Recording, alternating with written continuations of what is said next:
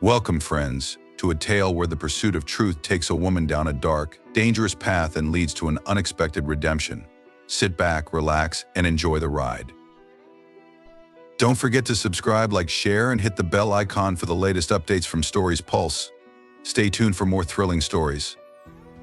Let's start the story. The fluorescent lights of Boston General's break room flickered above Dr. Abigail Foster, casting shadows over her exhausted face as she stared at her banking app. She refreshed the screen for the 100th time in an hour, but the numbers remained the same. Her bank account was as empty as her hopes. "Coffee's getting cold," Ruth Parker said, her voice warm but laced with concern. Abigail looked up to find the seasoned nurse standing across from her. Ruth's knowing eyes had seen it all during her 3 decades in the hospital. She always seemed to appear just when someone needed her most. "Thanks, Ruth, but I don't think coffee's going to fix this," Abigail muttered, her voice shaking as she handed over her phone. 3 missed mortgage payments, a car loan I didn't even know about until last week, and now this. She pulled up the text message she'd received that morning, her voice trembling as she read aloud. "Selling my half of the apartment. Sorry it had to end this way. Greg." Ruth's brow furrowed. "Your husband did this." "Ex-husband," Abigail corrected bitterly. "He left 2 weeks ago saying he needed his freedom, then disappeared with his yoga instructor.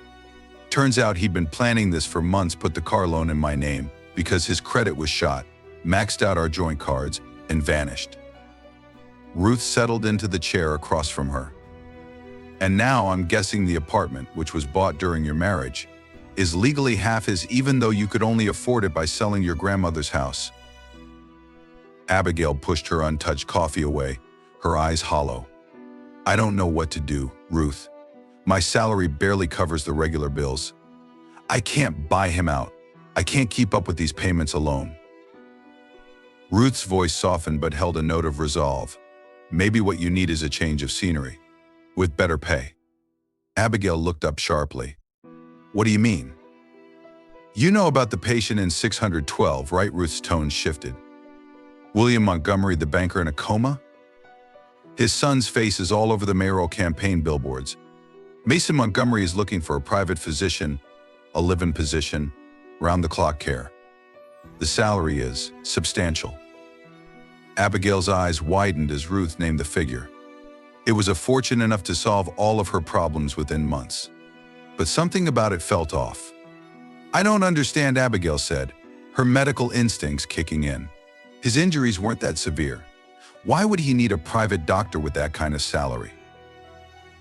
Ruth's gaze was steady. "If you're interested, I can arrange a meeting with Mason Montgomery. He'll be here this afternoon." Abigail hesitated, but the financial pressure weighing her down made the decision seem inevitable. She would take the meeting. That afternoon, Mason Montgomery appeared tall, impeccably dressed, and every inch the concerned son. "Dr. Foster, thank you for considering our situation. I understand you come highly recommended." They sat in his father's private hospital room, William Montgomery lying still in his coma, the sound of the machines a constant reminder of the situation. "I'll be direct," Mason continued. "My father's condition is difficult for me to watch. I want him to have the best care in a familiar environment.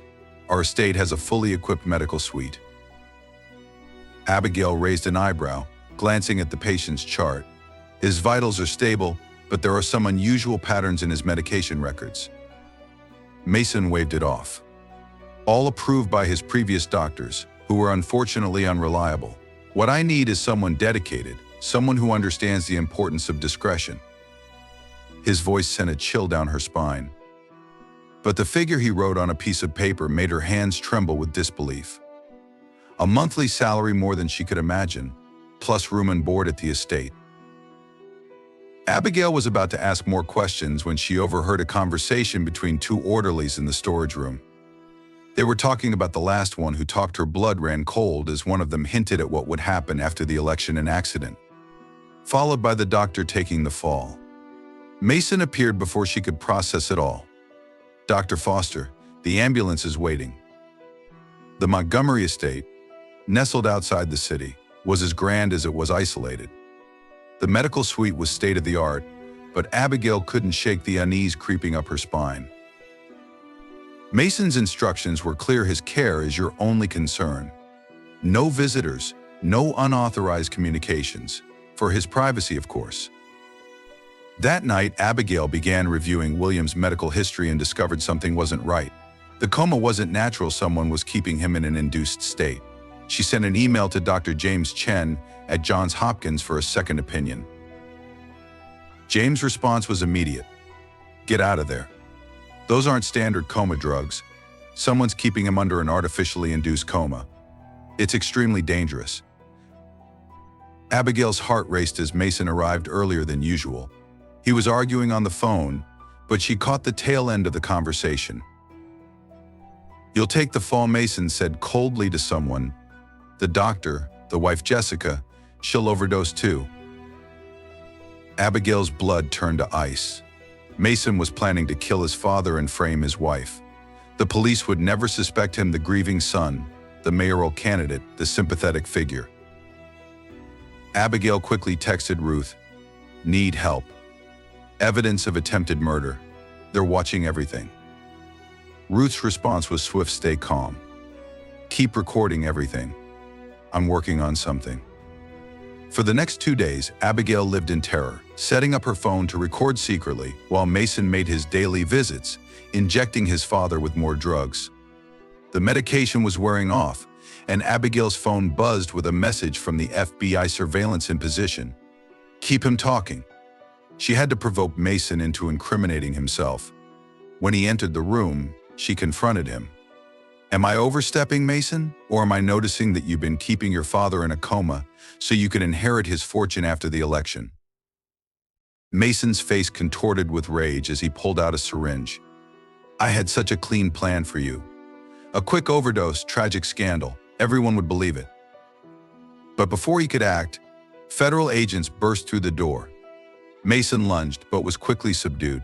He screamed, his eyes wild with panic. You don't understand. I had debts. I had no choice. Abigail looked at William's vitals, now improving as the coma drugs left his system.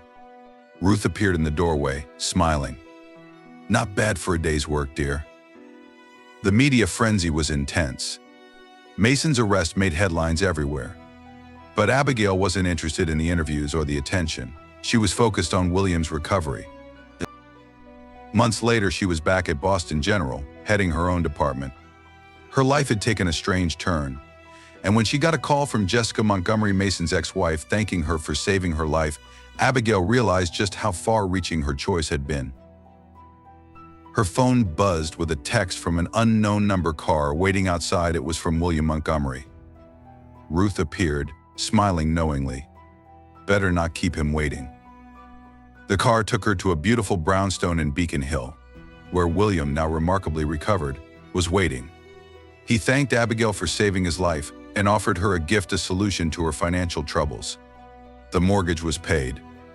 The apartment was hers. I believe in choices, Ruth Abigail whispered, and sometimes the right choice, no matter how scary, is the one that changes everything.